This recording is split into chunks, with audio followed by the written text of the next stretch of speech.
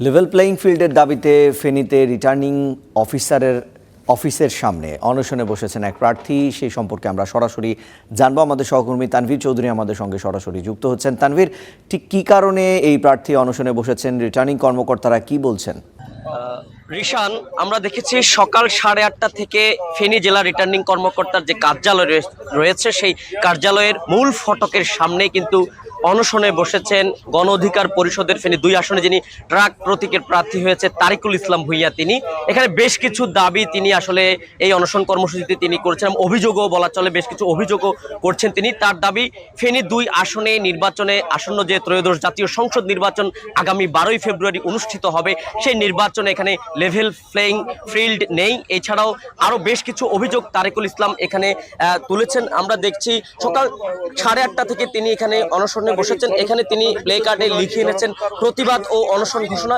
নির্বাচনী মাঠে রিটার্নিং কর্মকর্তা এবং মাঠ পর্যায়ে যারা কর্মকর্তা আছে তাদের বিরুদ্ধেও তিনি আসলে এখানে বৈষম্য করা হচ্ছে এমন অভিযোগ তুলেছেন। তো আমরা একজন প্রার্থীর সাথে আসলে কথা বলবো। তারিকুল ইসলাম ভাই, তারিকুল ইসলাম, আপনার অভিযোগটা কি? এখানে কেন অনশনে বসেছেন? এখন নতুন করে প্রথম অভিযোগ হচ্ছে 11টার সময় এখন পর্যন্ত রিটার্নিং কর্মকর্তা তার অফিসে কর্মস্থলে আসেনি। আমি সরাসরি নির্বাচন কমিশনের হস্তক্ষেপ কামনা করছি। এবং আপনি তো লেভেল প্লেইং ফিল্ড কেমন? প্রথম কথা হচ্ছে যে 3টি আসনে প্রায় 12 লক্ষের অধিক ভোট।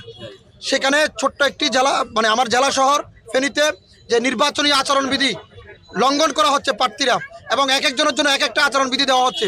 পক্ষপাতিত্বমূলক এসিলেন্ট আচরণ করেছে, আমার সাথে খারাপ বিহেভ করেছেন ফেনী সদর উপজেলার এসিলেন্ট জসিমউদ্দিন। তার বিরুদ্ধে 8 ঘন্টার ভিতরে ব্যবস্থা গ্রহণ করতে হবে রিটার্নিং কর্মকর্তা, এবং রিটার্নিং কর্মকর্তাকে এটাই জবাবদিহিতা করতে হবে যে একটা প্রার্থীকে জরিমানা করার পরে জরিমানা। আমরা কথা বলছিলাম প্রার্থী তারিকুল ইসলাম ভূঁইয়ার সাথে। তিনি এখানে যিনি নির্বাহী ম্যাজিস্ট্রেট রয়েছেন জসিমউদ্দিন, ওনার পদত্যাগ দাবি করছেন এবং 8 ঘন্টার ভিতরে ওনাকে যদি প্রত্যাহার না করা হয় তিনি আরো কঠোর কর্মসূচির ঘোষণা দিয়েছেন, এমনটা আমরা আসলে ওনার সাথে কথা বলে জানতে পেরেছি। রিশান, এই ছিল ফেনী জেলা রিটার্নিং কর্মকর্তার কার্যালয়ের সামনে থেকে আমার কাছে সর্বশেষ।